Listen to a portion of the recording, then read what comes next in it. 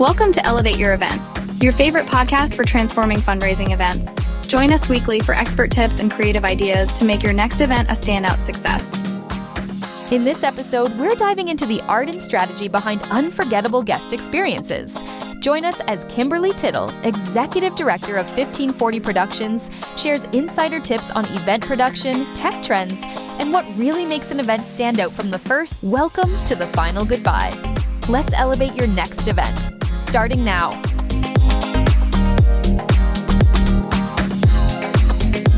Welcome back to the Elevate Your Event podcast, where we talk about all the various ways you can make your next fundraising event better, or maybe high end, or maybe just super cool or super techie, or I don't know. We're going to talk about all those fun things today. So in the studio today, we have... I'm Elise Neugebauer. I'm on the service team. All right, say that 5 times in a row fast. Neugebauer. Okay, I can't do it. Sorry. And then we have a very special guest. We have Kimberly Tittle, Executive Director of 1540 Productions. Kimberly, thank you so much for coming on our podcast. Introduce yourself. Tell us a little bit about what you do. Sure. Thank you for having me. My name is Kimberly, and I work at 1540 Productions. I am an executive producer, so I've been producing events for a very long time. I'm going to date myself. Over 20 years in the business, both in LA and New York, and then all over the place as well, internationally as well. And I work now at 1540. I've been here for a little over a year, just celebrated my 1-year anniversary with this company, but I've known of 1540 for a very long time. Back when I was in the industry, like I said, years ago, 1540 was always one of the biggest production companies in the business. So I've known of them for a very long time, and I'm really excited to be here. So in addition to producing events, I also help manage all the producers on the team. So we have about 15 producers within 1540, and I manage that team on a daily basis, basically all the operations and stuff. Yeah. So events. So let's talk, when you say events, what kind of events are we talking about here? So we do a lot of social events. We do a lot of television, music, sports. We do red carpets. A lot of the red carpets that you see these days, you'll probably have been ours. So we do a lot of red carpet events. We do galas, and we do a lot of experiential events. So we do events where we bring in guests to really immerse themselves into the brands that we work with. So those are the main events that we focus on. That's awesome.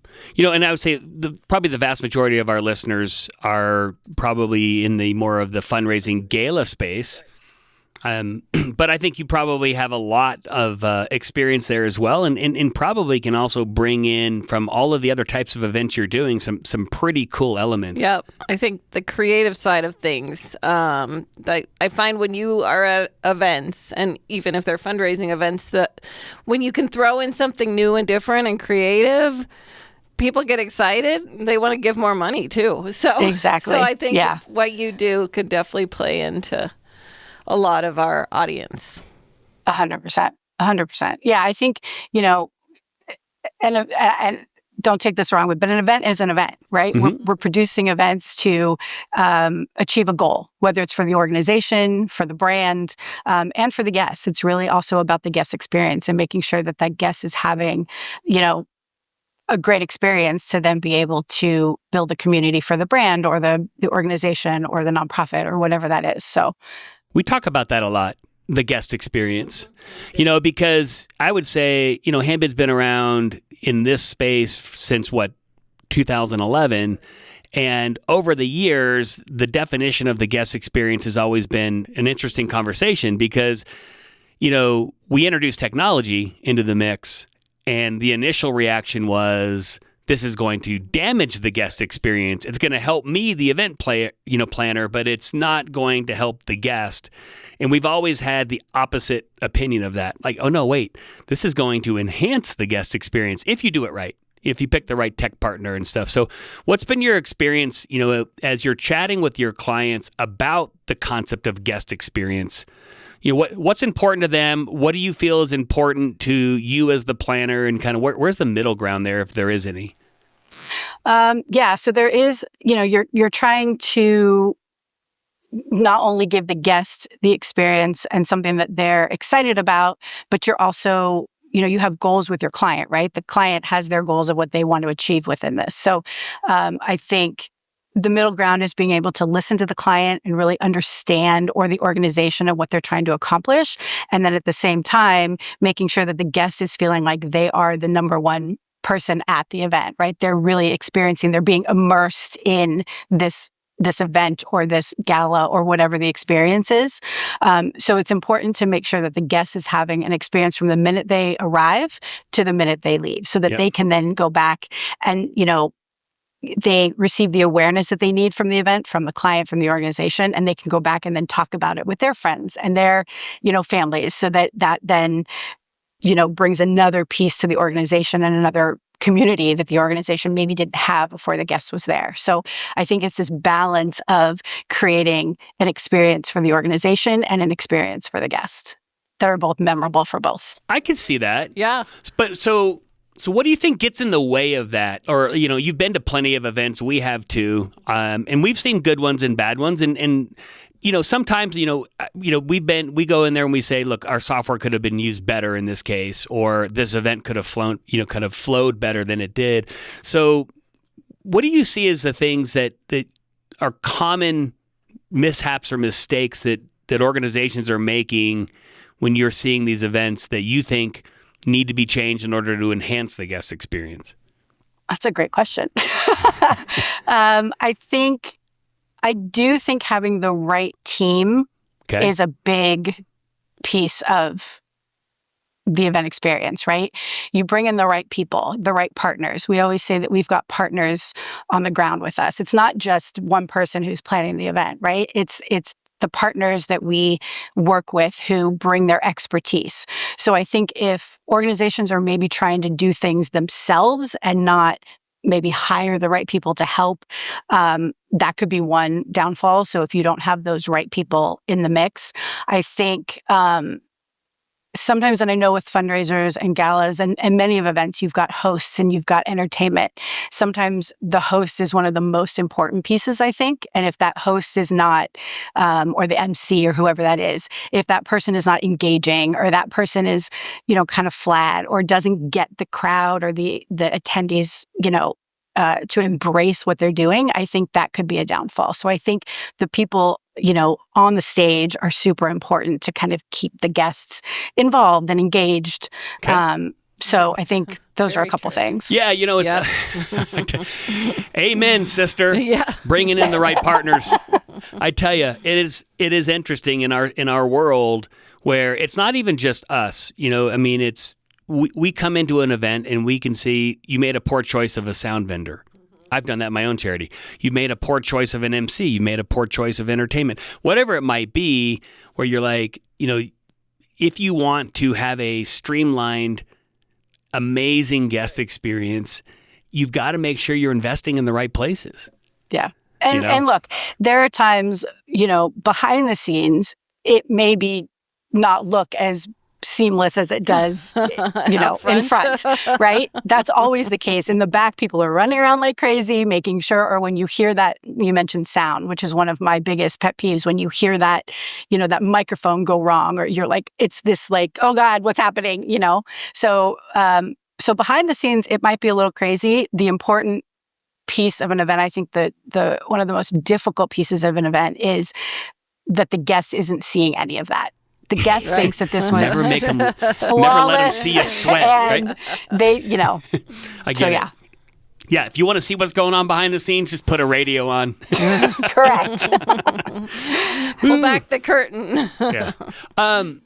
So you mentioned like best experience from when they arrive to, and we'll get into more of that in a second here, to when they leave. So we've always seen that the arrival part of this tends to be the trickiest for especially charities. Getting people in the door, making it smooth. What are your tips and tricks there to improve the arrival experience? I think it's having enough people at the arrival for sure. I think it's signage, making sure people understand where they're supposed to go. If there's, and not making it too complicated, not having, 10 different lines that people have to go through, or, too much I think it's streamlining it as much as you can. I think, a lot of times we talk about technology, right? And making sure that now we're doing check-ins on iPads and we're doing check-ins rather than paper.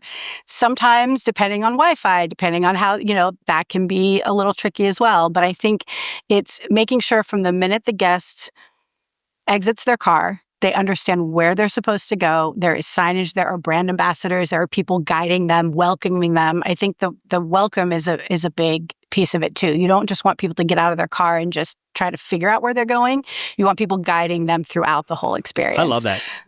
And we've evolved that, like for my own charity fundraiser over the years, we've picked up on some of this. We go to these events and I will tell you, I actually think the guest experience starts before they even leave their house. In terms of what information have you given them? What the invitation looks like, where are they parking? Right. What do I wear? I mean, yes.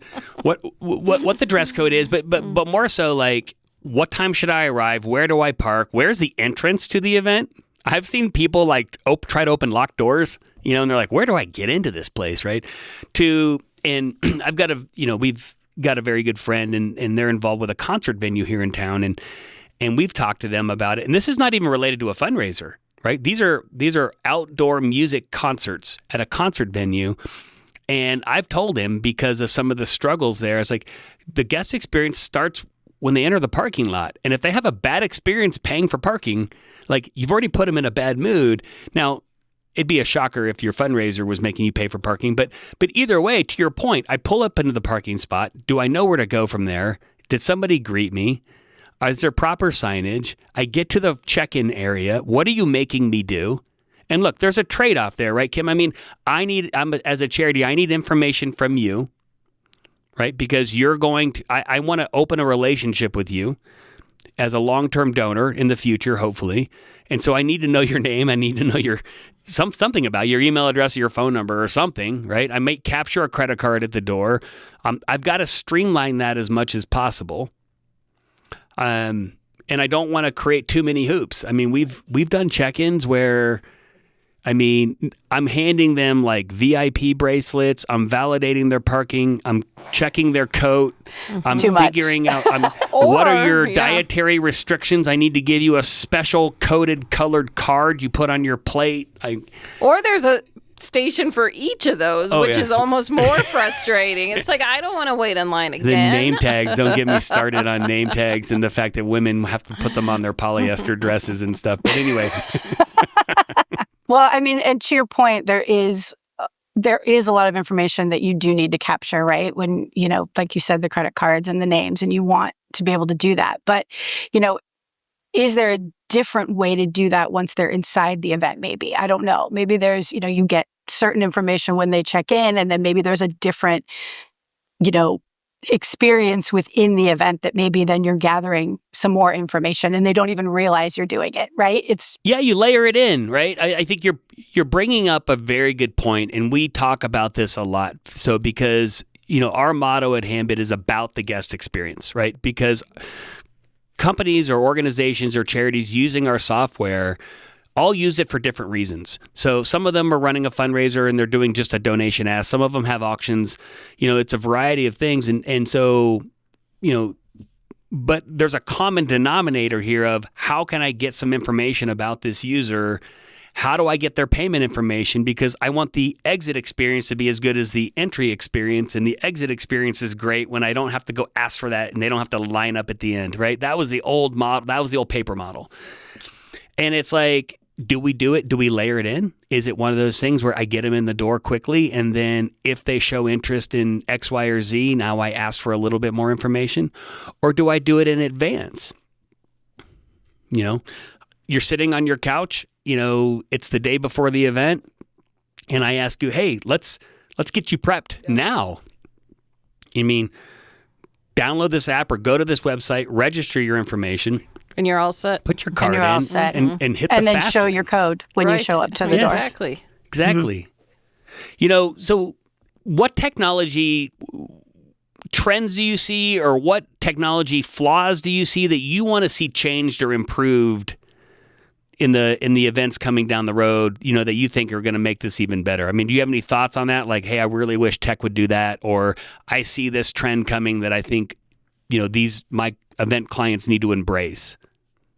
I don't know. I think, as much as we focus on technology, I think sometimes it does stumble a little bit. It doesn't always work the way we think it's going to work. The QR code, sometimes if you show that code, there are still times where if for some reason it doesn't get into the system, or then you still have to have the people and the individuals there to help solve that problem, right? So, I don't know if it's just a bigger question. No, I think you're onto it. I mean, it's, I think what I'm hearing you say is that technology is going to continue to evolve and improve, but it's got its limitations, and where it fails, you need people to pick up the pieces and keep things flowing. And I 100% agree with that. I do too. Yes. So it's interesting. So in your town, right, is the Intuit Center. Have you been to it yet? Mm-hmm. Okay. I haven't been inside of it yet. Okay. No. So I got a presentation from this guy, and this is all about the guest experience. If you want to see where things are going, and I don't know if they end up at fundraisers or not, but if you go in there to a game, you have to download their app, and you have to register in advance. And the more information that you supply in advance, the easier your entrance is. And so if you're willing to scan your face and register yourself and put your card in, you probably don't need your phone again. Because when you walk up to the entrance, they basically have facial recognition. They let you in. And then when you go to get a refreshment or you go to your face, you're already in there. Your card's on file. They know who you are. They see your face. I mean, it's crazy. Now, is it creepy? Maybe, but it's also kind of cool, right? I mean, it's the same at the airport. They literally just scan your face now. Yeah. Yeah, I've had and that I do happen think for maybe, you still have generations who aren't going to do that, right? You still have people who are coming to your events, your fundraisers, that maybe don't want to do all that on your phone. Like, I know personally, my mom would never. She doesn't even put her credit card into, any kind of phone or anything. She would never do that. So you do still have that limitation of not everybody is going to do that. So then how do those people have just as good of a guest experience as they're registering and as they're, coming into the event? Yeah. I think that's the tough one is that for a period of time here, you got to straddle the fence, right? And it's like, I got to cater to a newer generation that's going to be comfortable with this, who would love to not stand in line when they arrive and literally walk through, scan their face and be in.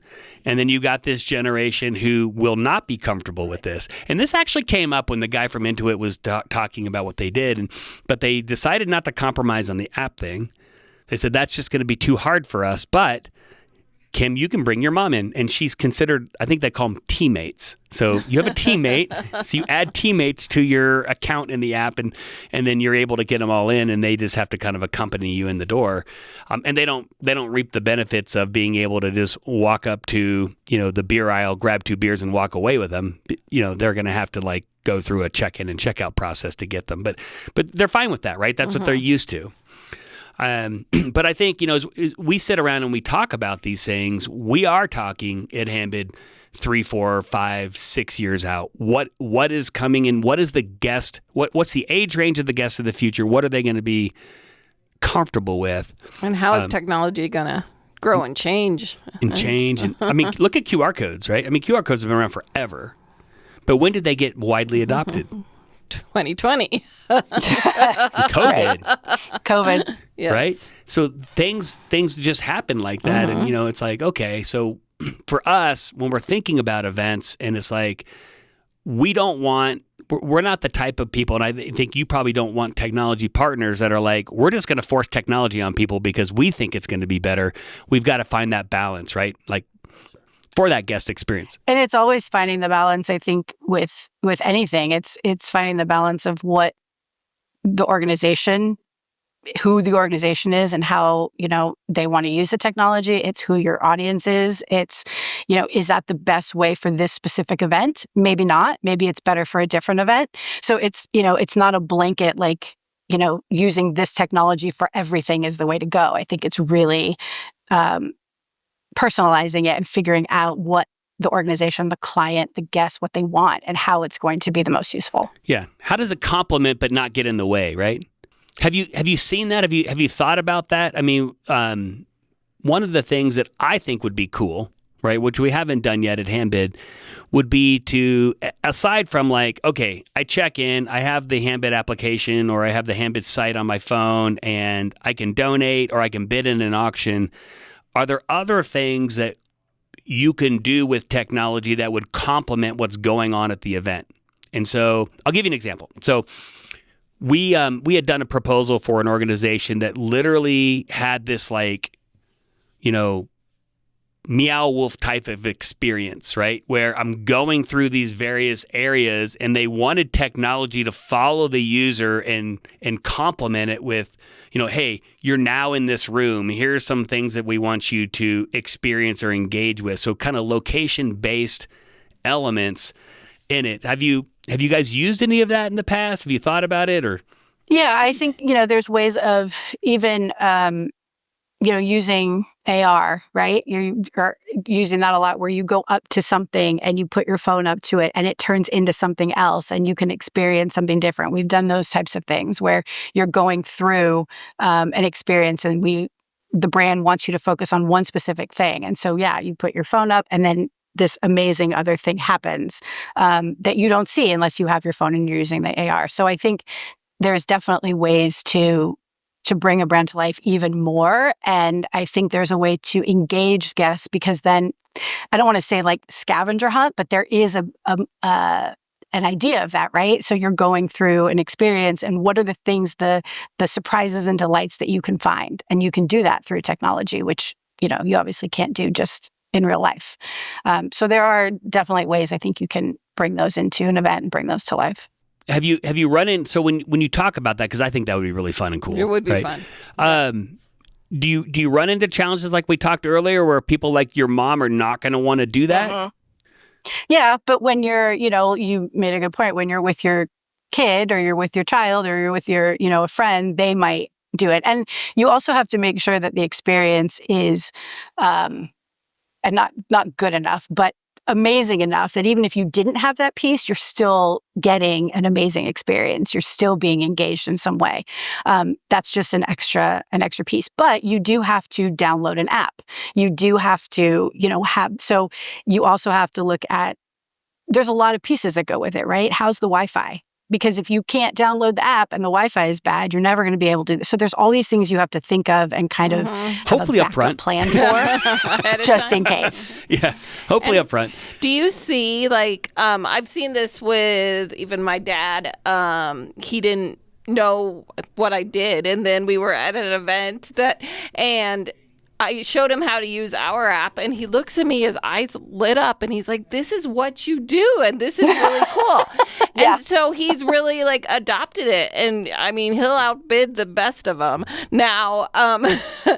And so I think there is a certain level of adoption if you can, like, convince, different generations. And I do think there's pieces of it that they will and won't do. Uh-huh. Like I had mentioned earlier, my mom will never give you her credit card inside of an app. She'll Right. never do it. So is there a way that she could download something and still get the experience she wants, or that yeah. we all want her to have?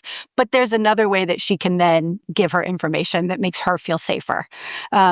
So I think it's this balance, right, between the two. There is always a balance, right? And we see it even in high-end events, and you do a lot of these where celebrities come and then we have a charity telling us they're never going to give you their information, right? Which is not always true. But you have to balance those things, right? Like how can I get a widely known movie star in so they can donate, or because sometimes they want to bid on stuff. It's crazy. Amazing, right? But how can we do that and still protect their privacy and their identity and stuff? And so, yeah, we've come up with those a lot. And there are ways to do that, right? To make your mom feel comfortable, but still, I get it. Hey, and it's not always, it's funny. I mean, we profile people. This is probably, and we do it in a good way, but it's like, I can honestly tell you when someone walks up to check in, if I'm checking them in, whether they're going to give me their credit card or not, within the first 5 words that come out of their mouth. I will I would agree with 100% that. tell you.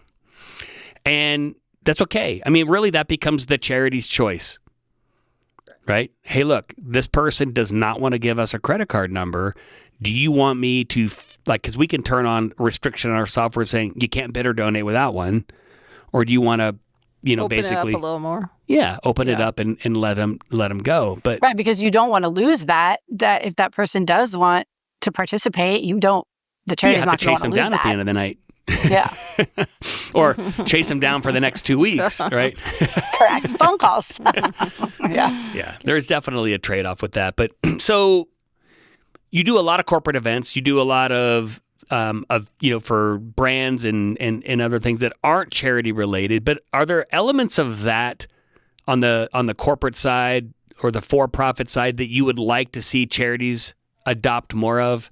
Yeah, I think it goes back to really what an experiential event is. I think you can bring pieces of that into a charity event. So I think an experiential event basically means it's immersive, it's interactive. So are there pieces that you can bring into the event so that guests feel that they're a part of the experience rather than just watching the experience? So, how are you engaging them? Is there a way to engage them by, nonprofits are all about community and building community, right? So how do you build a community even within that guest experience? Is there, something that they do that they all have to do together? Is there an art installation that everyone participates in and just gets out of their seat and does something that then creates something at the end of the night that they have for this specific event? Like, how do you get them engaged rather than just kind of watching what's going on around them? I know they're bidding and they're doing, with the auctions and things like that, but what else can they do for them to think, wow, that was a cool piece to this event. Like, I really liked that. And I'm going to remember that this charity and this organization, did this. This is amazing. And I'm going to then go back to them and continue to follow them and, get more awareness. So I think using that experiential piece, I 100% think could be a benefit in any of these types of events. I think it's a great idea. I mean, like mine running through all of the various events we do, including my own, about how do you create it to be more engaging, a little bit more user interaction. Interactive, yeah. Yeah, and is there something, even with the technology, is there some kind of gamification in some way that you can do within the technology that you have that gets people to not only bid and not only, which is the goal, obviously, of the event, but something more fun that gets them engaged? Yeah, and we have some charity clients that do elements of this, although I think you guys could help them take it to the next level. I mean, they'll do stuff like, they'll tag auction items and donations and stuff to various candidates, who are, and then there's a leaderboard of that, and like Kim's in second place, so you're running around asking all your friends, like, bid on these items, these are my items, or bid on, donate here, and trying to create some competition and stuff. And I think that's a step in the right direction, but. Yeah, I mean... Yeah, I like it. We do betting on a horse race at my Kentucky Derby event, and people tend to like that. Yeah, I'm sure. Yeah. That's a fun one, yeah. And you think anything, even like the casino, when you get to go participate in a casino, any of that stuff, people enjoy that. The guests, and they get to interact with each other and really, I think it's super Lip sync important. contests, we've done those. Gosh. Yeah, all that stuff. Geez.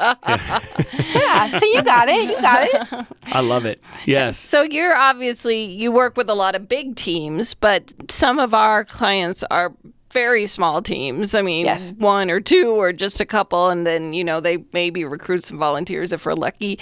What do you think, advice do you have for people who need to bring their entertainment, their all the event planning stuff in-house due to budgetary constraints or just being small organizations?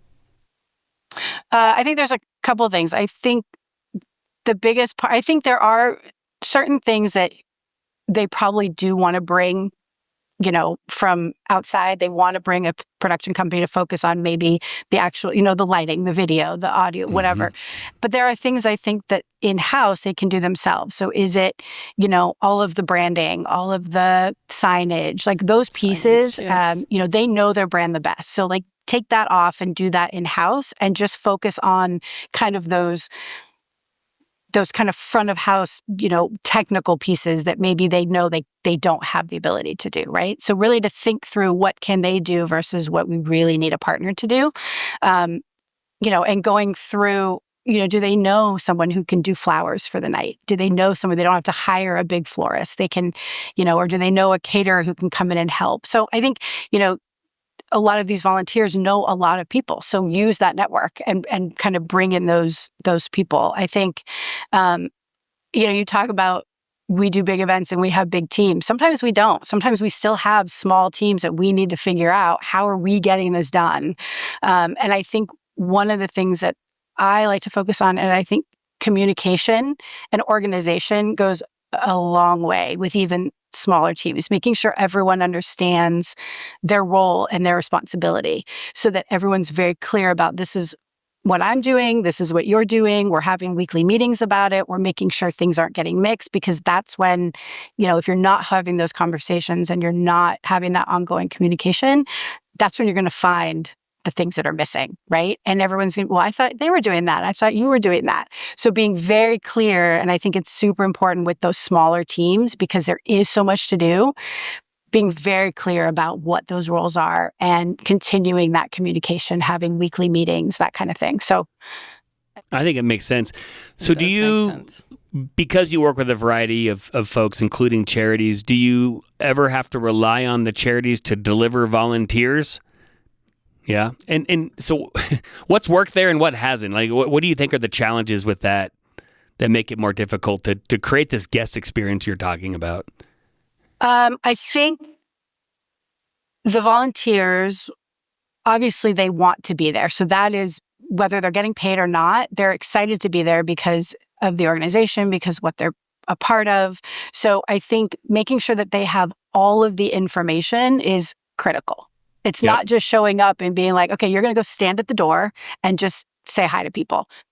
There needs to be kind of more of not a training, but I think having a combination of the organization and the producer, whoever's helping to produce the event, both of you having that conversation about, okay, here's what we expect from an organization and what we want you to, you're our brand ambassador for the night. You're helping us for the evening. So how are you, this is what we want you to be able to tell everyone. But then from the producer side of it, not only do we want you to give this message, but here's how you should act. Here's how, make sure that you're greeting everybody. Make sure that so it's a combination of the two. But I think, sometimes volunteers are there because they do really want to be there. And sometimes they're there because they came with their friend and their friend was like, here, come with me. So I think you do in that volunteer situation get a little bit of, maybe they're not as committed. Yes. Correct. Yes. Seen that. Yeah, I'm sure. But I think that combination of really giving them the information and getting them to understand why their role is so important in the evening. Like, they are a big piece of the evening, right? They are. So, and they can make or break it. I know. Yeah, 100%. And so to really give them that information and let them know that they're a big part of this event and the success of the event and how we want this event to go. They're the face. They're right there with the guests. So, and look, I mean, they're free sometimes, right? But sometimes free can create issues if they don't show up on time or they're not properly trained or the expectations aren't set on what you need them doing, to your point, because we see it a lot, right? And it's like, you're at the front desk and you're running a check-in team and like 10 people show up and they're like, hey, we're here to volunteer. And like, okay, well, I have who are you supposed to see and where are you supposed to go? Who sent you? Right. And they're like, well, we're supposed to find Kim. Okay, well, Kim's over there, right? Like, and then they stand around, and it's like, so if you're going to have volunteers, have a plan. Correct. Have a plan, have a map. Where are they standing? Where are they going? What is their job? And I think having them addressed all together, right? Having a team meeting before the event starts. Here's what you're doing. This is your group. You're doing this. I'm going to take you over here and explain that to you. Like, you volunteer or no volunteer, you still have to give them all the information. I love it. I agree. I mean, it sounds like your biggest thing from start to finish is organization and communication. And I think that applies to whether you're dealing with vendors or guests or volunteers. Are you guys the glue for all of the various vendors? Yes. Yeah. So typically we're the ones who bring in all the vendors and we're the one managing them. And 100%. Yeah. I think that's really also critical for those folks listening in. Like when you're talking about putting an event together, you've got to make sure that you've got somebody coordinating and organizing these vendors because they have to work with each other. Mm-hmm. Mm-hmm. Right. And that's also the beauty, I think, of having that person to do that, because a lot of times that person comes with a lot of partners, right? So we have our vendors that we like to work with, and they really do become an extension of us, which means they're an extension of you, right? So they're going to band together. We're going to do whatever we can to make this event flawless. And if you've got that one person who's kind of leading that team, then we're all in it together. And then the organization doesn't have to worry about it. Like, those are the things they don't have to worry about because you've got us to take care of that. You're the one throat to choke, right? And we're the one. Correct. But that's great. And it's like, and not in a sinister way, but in one way that says, like, where do I need to go when there's an issue? Because, in our event experience, whether it's my own event or just the ones that we've gone to at Handbid, where we've seen like lack of coordination between vendors, you run into a bunch of problems, and then you have we've actually stepped in the past and been like, you know what, I'll go figure that out between those two guys. Yeah, right? And you shouldn't. Your sound guy and your video guy, I'll go deal with that because you really need to go focus on your guests, right? And yes, I'm the mobile bidding company that's going to come in and be your glue for this. So, but somebody needs to do it. I think it's an important thing to consider. It is, for sure. And the organization has other things they need to worry about besides the lighting and how the video and the audio are working together. That's our job. Well, we take care of that. So, and we haven't worked together yet, but let me toot your horn a little bit here because I think that's the part that gets missed a lot is the day of operation of an event. Everybody's like, oh, I don't need to hire an event planner. I can plan my own event. And it's like, well, maybe you can and maybe you can't, but what are you going to do the day of your event? Are you going to be running your event or talking to your guests? And it's just nice. It's nice to have a partner where you can be like, please go deal with the food. Right. And we're the ones then coming to you and making sure, okay, here's our run of show. Are we still on time? Are you good? Okay, this person now needs to get up on stage. Okay, let's make sure we wrangle them. Like we do all of that. So you don't have to. You're mingling with your guests. You're talking to your guests. You're there to be the face. We're not. And I think it gets lost in the ROI because look, I'm going to appeal to a lot of board members that might be listening to this. I'm a board member of a number of nonprofits, and I will tell you that the event planner is not just a cost center. Okay. So for 20, how long will we run our Derby event? Gosh, it's been 20 years. So for 20 years on it, COVID was a little interruption, but we ran our Kentucky Derby event. We hired a professional event planner for the first time last year. Oh, wow. Can you believe that? So what do you think I did for 19 years? Or my wife or all of the other board members running around kind of doing their thing. Mm-hmm. And so we finally just got to the point where we're like, the event is big enough. And after the one we just did before that, I'm not doing this again, right? I am going to go nurture donors and I'm going to go out there and we're going to, and we had hired mobile bidding staff and stuff. I mean, there were elements of the event that were staffed, but there was no event planner coordinating everything. It was us. And so we go to the board and we say, this is what it's going to cost for hiring an event planner. And of course, they're like, well, why would we take on that expense? And I'm like, because it's going to free us up to go do all of these other things that we should be doing to increase the guest experience or improve the guest experience, increase fundraising, all of the above. And I'll be honest with you, for the first time in 19 years, I actually sat at the table I bought, Kim. That's what you should be doing. That's your job. I still had a radio. It's amazing. No, we'll get you off of that. Yeah. At some point, you'll get off of the radio. Oh, the funny thing is I gave it to one of the parents of the charity. He said, "I'll take that radio from you. You should really go enjoy yourself." That was a big mistake. He went off and got drunk and didn't answer anybody on the radio. Where the heck is Jeff? But So, and that's my fault. But the beauty too of that is if, like you said, you've been doing this event for 20 years, you probably have partners that you like to work with, vendors and people who you trust. So just because you hire, an event planner to do that doesn't mean you lose those people. They just become part of our team now, and then we just help manage them, and you don't have to. Is exactly what happened. And so I am here to appeal to a lot of people considering this. Event planners, look, they are gold for planning. There's no doubt about it. But the day of your event, if you're on the board and you're a working board member or you're part of the staff, you need to be dealing with your guests and their satisfaction, their happiness, their experience, all of that stuff.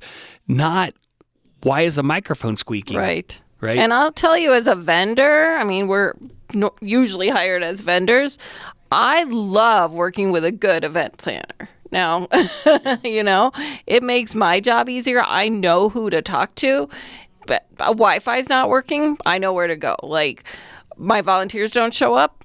Like, take care of it. I have somebody. And I also knowing that you are paid to do this, like, I don't feel bad asking.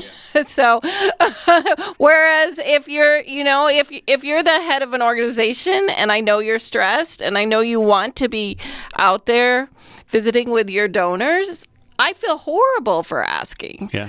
Well, and we've filled in the gaps with bad event planners. We certainly have. Well, yeah. I went to this Like event I last year. mentioned. We went to this event last year, and we go up, and I'm standing in the back. They had just completed a paddle raise. They're starting the live auction, and the bar is closed, and there's a bunch of angry guests. And I'm like, well, why is the bar closed? Well, I don't know, because the event planner said it needs to be closed. I'm like, where is she? We can't find her. I was like, Open the bar. You're like, I'm in charge now. These people are pissed. Right. Like, I'm I going to make a executive decision on behalf of the charity that the live auction's going to start, and these people need a drink in their hand. They need to go back to their table, and we need to get rolling here, right? So, yes. A You great never event want a planner. bar closed, and you never want a line at a bar. Ever. Oh, we've seen that. Oh my God. I think that should be at the top. We should do a whole list. we should do a whole podcast on what we've seen at events. Oh, boy. That should be on your never do this. Never put your bar right next to the check-in area. Oh no. We don't know what line you're in. No. It needs to be just far enough where they can see it. Right. Like that's the gold at the end of the rainbow right there. Does me get through check-in and get right to the bar. Anyway, Yep. we They will digress. beeline for that bar, 100%. Yes, and we do that all the time. Like, why do they only put one bar in this place? Why are there only two bartenders?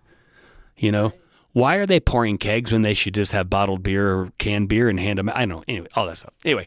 Yeah, and that's another beauty of us. We have those conversations, and we're speaking on your behalf too. Well, and you're experts. Right. Hey, you have 1,000 people. This is what you need. Correct. I love And it. we'll lay it out I for know. you, and we'll make sure that it makes sense, and we'll make sure that guest experience is exactly what you want. So yeah, definitely. We work with you. Let's get our listeners to learn how to connect with you so they can make their next event's guest experience even better. So for those folks that are listening that want to engage with 1540 events, how do they do that? They can go to our website. And they can give us a call. We have an info line, so they can send us, whatever they need. We'll get right back to them. Or you can also have them call me if you would like. And are you national, international? Yes. What? So we have warehouses and offices based in New York and LA. So we are both coasts. We travel everywhere. We do international as well. So yeah, but our base is in California and New York. Love it. Do you do virtual events as well, or is it all physical? No, we'll do virtual. I mean, everyone had to kind of pivot to that I know. during COVID. We know so, yeah. that well. Yeah. We do, we do everything. And we work with, any client to figure out what they need, what, the best event for them is. We have clients come to us who don't know what they want to do. And then we will sit with them and actually brainstorm, come up with the creative, come up with the idea. They know they want to be at this place at this time, but we don't really know what we want to do. We 100% do everything from beginning to end, from the creative to the execution. Love it. That sounds and very so nice. for those on the phone that are thinking, should I call them or not? At what size of an event or type of event would you say an organization's ready to call you? It doesn't matter. Doesn't matter? Okay. No, it doesn't. The beauty about 1540 is that we do everything in-house. So everything that you see that we build, we construct, we fabricate. So we can build anything here in-house. So if your budgets are tight, it's really beneficial because we control that. We don't go to other vendors to actually, build either a wall or a step and repeat or anything like that. We do it in-house. So if we need to work at budgets, we can do that. We also have rental furniture. Like we have 3 warehouses here in LA that we can pull from and that we can work with you on. So big budgets, small budgets, we're here to help in whatever way we can, and we'll make any of those budgets go as far as they can. And that's the beauty of this company specifically. That is convenient. It is. For sure. Because we've been to a lot of those events where you see the trucks roll up and stuff's coming off and they've rented it from 5 different people. And then here's the best part, when they're cleaning up and they can't remember what goes. Yeah. You put all that on the wrong truck. Get it off that truck. I've seen that. So awesome. Well, Kimberly, this has been amazing. I think we've definitely helped our listeners learn a lot more about what the guest experience needs to be like. Great. It was a pleasure to be here. Thank you so much for having me. The amazing support and I think gift that you give to board members and working board members and to staff the day of the event by taking so much off their plate. So we love to do it. We appreciate what you do. We do. Thank you. We appreciate what you do. Yeah. All right. Well, let's wrap up this episode of Elevate Your Event Podcast. Until next time, happy fundraising, guys. See ya. Bye. If you enjoyed our show, please take a moment to leave us a review. You can find us on Apple, Google, and Spotify. Don't forget to subscribe for more great content. And if you're a fan of video, check us out on YouTube. Until next time, happy fundraising.